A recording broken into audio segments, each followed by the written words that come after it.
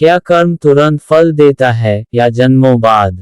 कर्म का रहस्य। क्या आपने कभी सोचा है कि कोई व्यक्ति गलत काम करता है, फिर भी सुख से जीता दिखाई देता है, और कोई अच्छा इंसान संघर्ष में क्यों रहता है?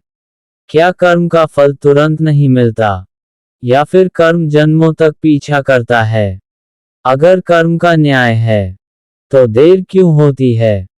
आज हम इसी रहस्य को समझेंगे, शास्त्र की दृष्टि से, जीवन के अनुभव से, और आत्मा की यात्रा से।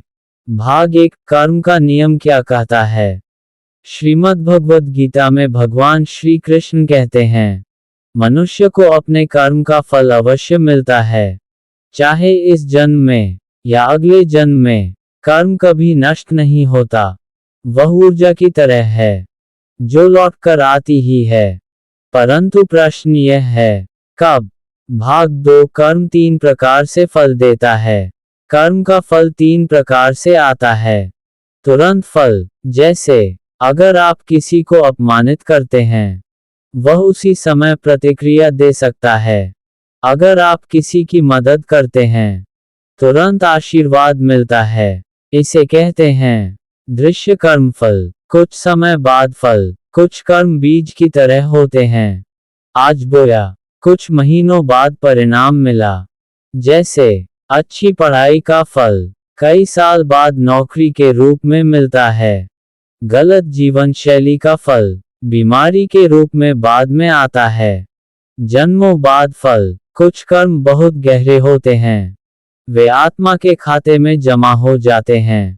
उन्हें कहते हैं संचित कर्म। जब उनका समय आता है, वे प्रारब्ध बनकर सामने आते हैं। इसीलिए कभी कभी बिना कारण दुख मिलता है, या बिना कारण सुख। भाग 3, बुरा व्यक्ति सुखी क्यों दिखता है? ये सबसे बड़ा प्रश्न है। गलत करने वाला सुखी क्यों?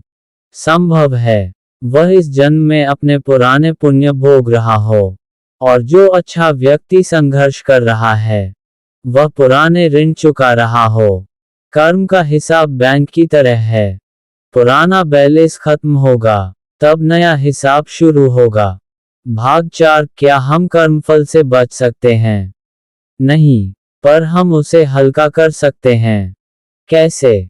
पश्चाताप से, प्रायश्चित से, सेवा से, दान से, सच्चे परिवर्तन से। ईश्वर दंड देने में आनंद नहीं लेते, पर न्याय अवश्य करते हैं।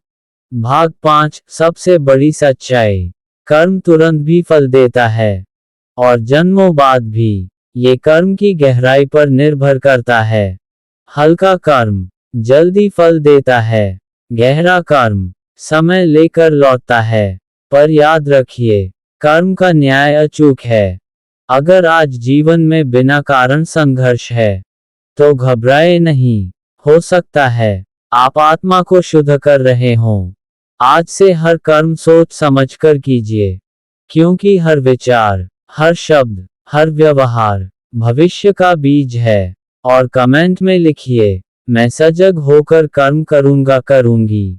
अगली वीडियो में हम जानेंगे, क्या भगवान कर्म बदल सकते हैं?